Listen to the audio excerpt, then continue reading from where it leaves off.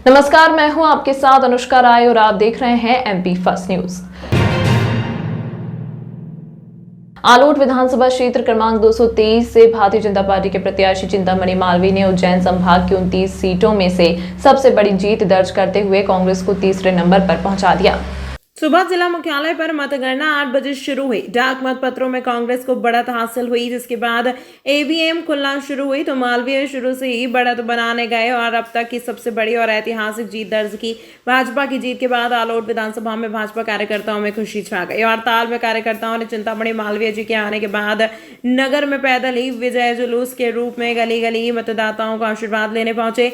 स्मरण रहे कि आलोट विधानसभा में कुल 2,22,192 मतदाताओं में से 1,85,873 मतदाताओं ने अपने मत का उपयोग किया था। पूर्व सांसद चिंतामणि मालवीय को क्षेत्र के मतदाताओं का भरपूर समर्थन मिला है। उन्होंने 1,06,762 वोट प्राप्त हुए हैं। वहीं निकटवर्ती प्रतिद्वंदी प्रेमचंद गुड्डू को 37,878 वोट प्राप्त हुए हैं। वहीं कांग्रेस प्रत्याशी मनोज चावला 33,565 वोट प्राप्त कर तीसरे स्थान पर रहे हैं। आलोट विधानसभा सीट से 2 पूर्व सांसद चिंतामणि मालवीय भाजपा से एवं प्रेमचंद गुड्डू निर्दलीय प्रत्याशी के रूप में इस बार चुनाव लड़ रहे थे। वहीं कांग्रेस ने अपना भरोसा विधायक मनोज चावला पर ही जताया था।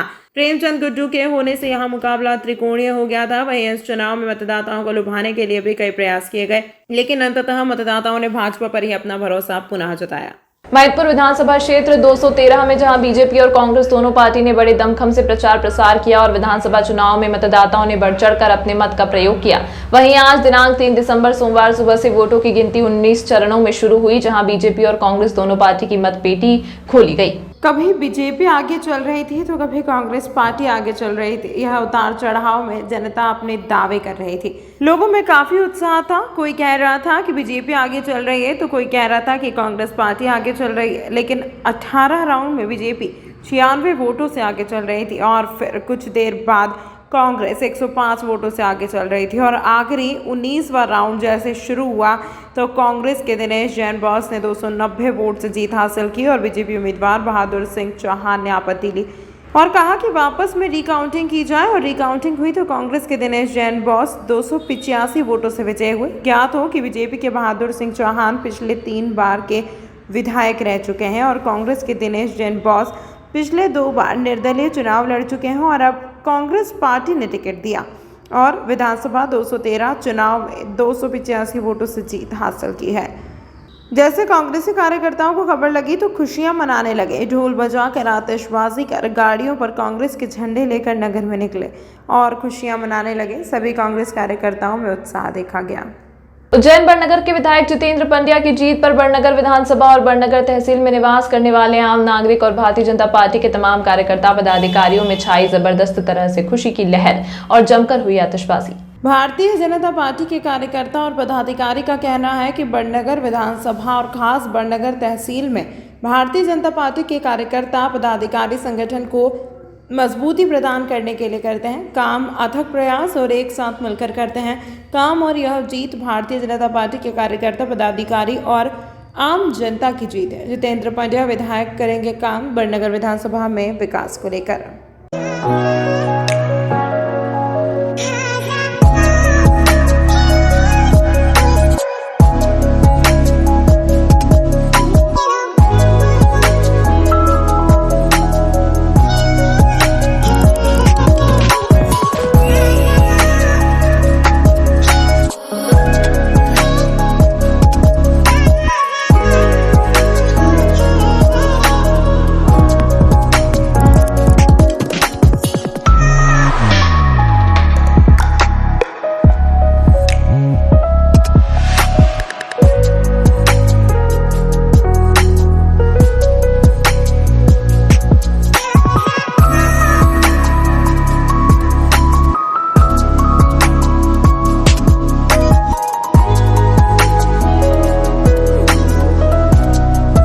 107 RF बटालियन द्वारा नीलगंगा व देवास गेट थाना क्षेत्र में सुरक्षा की दृष्टि से निकाला गया flag march. Ujjain battalion 107 RF द्वारा सुरक्षा की दृष्टि से उज्जैन के नीलगंगा व देवास गेट थाना क्षेत्र के अंतर्गत आने वाले रिहायशी क्षेत्र में निकाला गया फ्लैग मार्च। 107 आरएफ बटालियन के सहायक कमांडेंट विनय कुमार पांडे ने जानकारी देते हुए बताया कि हमारी कंपनी जिसका मुख्यालय रायसेन में है, उसको सुरक्षा की दृष्टि से संपूर्ण मध्य प्रदेश, महाराष्ट्र व उत्तर प्रदेश के कुछ जिले दिए गए हैं, जिसको लेकर उज्जैन जिले के खाराकुआं थाना व सेंटर कोतवाली के बाद नीलगंगा और देवास गेट इस क्षेत्र स्थित रहवासियों से मिले हैं और पूर्व में व वर्तमान में जो भी घटनाक्रम हुए हैं और जो संवेदनशील क्षेत्र हैं उसके बारे में एवं क्षेत्र की जनसंख्या के बारे में आज हमने जानकारी जुटाई है। आगामी दिनों में जो हमें ड्यूटी करने के दौरान हमें सहयोगी होगी और हम अपनी ड्यूटी बेहतर ढंग से कर पाएंगे, इसीलिए आज हमने यहाँ पर आकर रहवासियों के बीच समन्वय बनाने के लिए यहाँ फ्लैग मार्च निकाला है।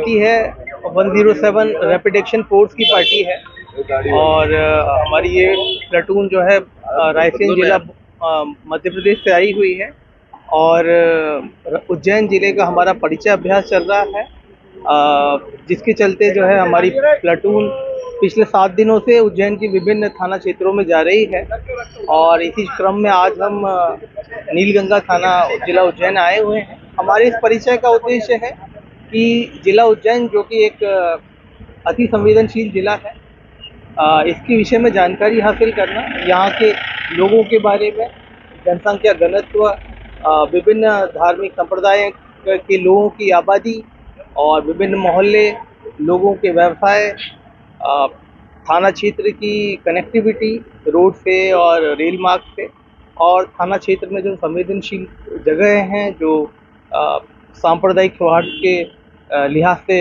सेंसिटिव हो सकती है, उनके बारे में जानकारी हासिल करना, क्षेत्र के विभिन्न इलाकों का दौरा करना, लोगों से मिलना और क्षेत्र के सांप्रदायिक सौहार्द के विषय में जानकारी हासिल करना। साथ में जो सांप्रदायिक सौहार्द का इतिहास रहा है क्षेत्र का, उसके बारे में जानकारी हासिल करना, वर्तमान में क्या चल रहा है और भविष्य में क्या चैलेंजेस हो सकते हैं उनके बारे में जानकारी हासिल करना।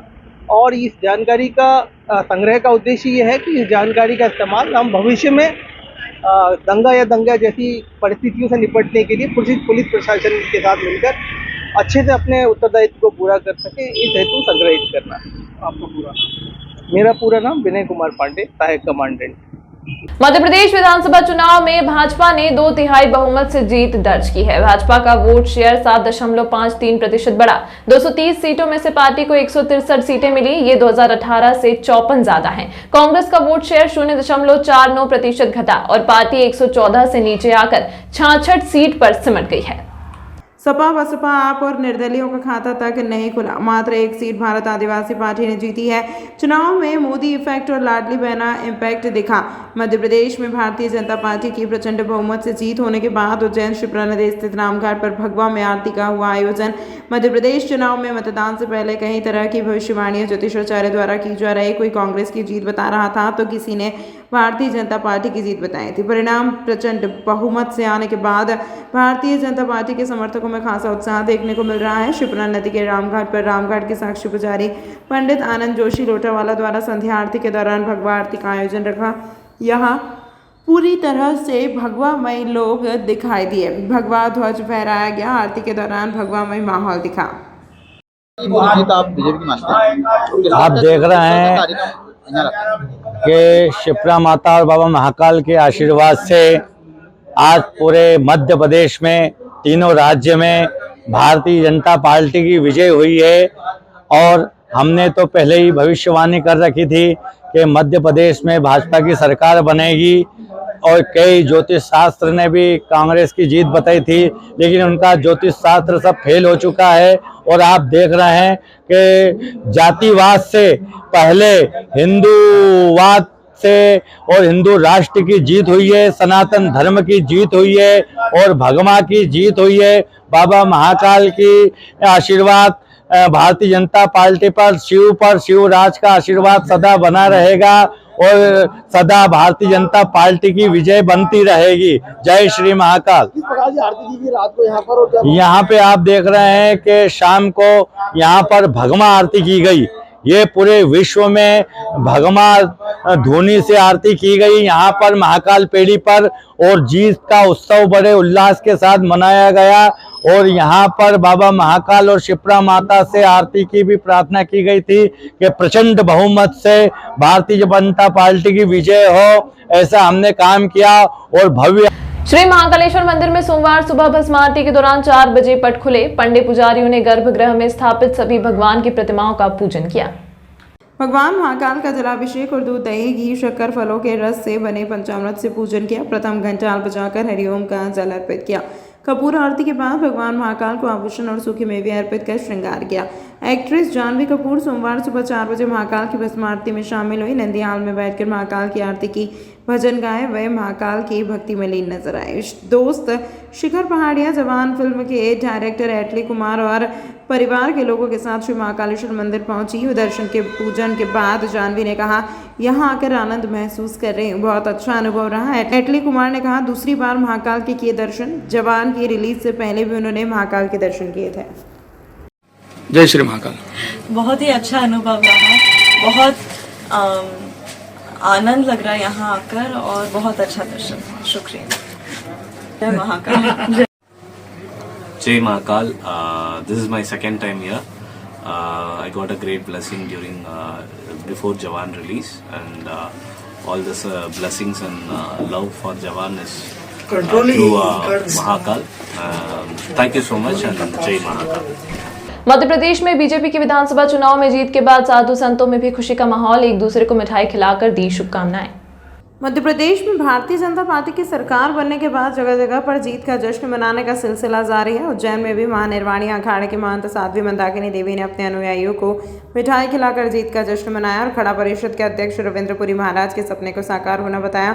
उन्होंने यह भी बताया कि आने वाले 2024 की जनवरी में हम भव्य राम मंदिर देश के प्रधानमंत्री नरेंद्र मोदी के सानिध्य में दर्शन के लिए जाएंगे। साध्वी ने यह अभी बताया कि आने वाले 2024 में लोकसभा के चुनाव होना है, जिसमें भी अखाड़ा परिषद के अध्यक्ष रविंद्रपुरी महाराज के आशीर्वाद से देश में एक बार फिर नरेंद्र मोदी की सरकार बनेगी।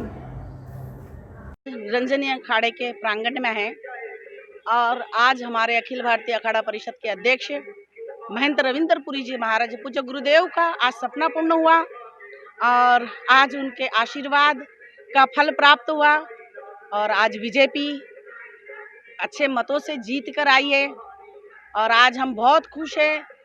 और अनिल जैन भाई को बहुत बहुत बधाई, मोदी जी को 24 की बधाई कि आप 24 में भी आइए और जल्दी से मथुरा के अंदर काम चालू कीजिए। जय हिंद, जय भारत, वंदे मातरम। 22 तारीख के दिन जनवरी में भगवान रामचंद्र जो कई वर्षों से 500 वर्षों से वो टेंट में बैठे हुए थे, हमारे देश में एक ऐसा महाराजा आया जिन्होंने रामलला को टेंट से उठा के मंदिर के अंदर विराजमान कर दिया। मतलब इतना खुशी का दिन है और ये जो पल है हम इसको कैसे मतलब अपने आंचल में बटोरें ये समझ नहीं पा रहे हैं, परंतु देश का एक एक नागरिक फूले नहीं समा रहा है कि आज उनके रामलला मंदिर में बैठने जा रहे हैं, मंदिर में स्थापित होने जा रहे हैं और हिंदुस्तान का, मेरे राष्ट्र का, मेरे भारत का एक एक व्यक्ति मोदी जी से खुश है। और मैं निवेदन क्या बोलूं, मैं तो बोलना चाहती हूं कि 24 में मोदी जी आए और आ चुके हैं।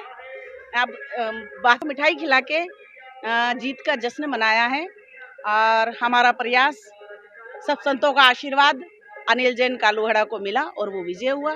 जय हिंद, जय भारत, वंदे मातरम। तमाम महत्वपूर्ण खबरों के लिए देखते रहिए MP फर्स्ट न्यूज।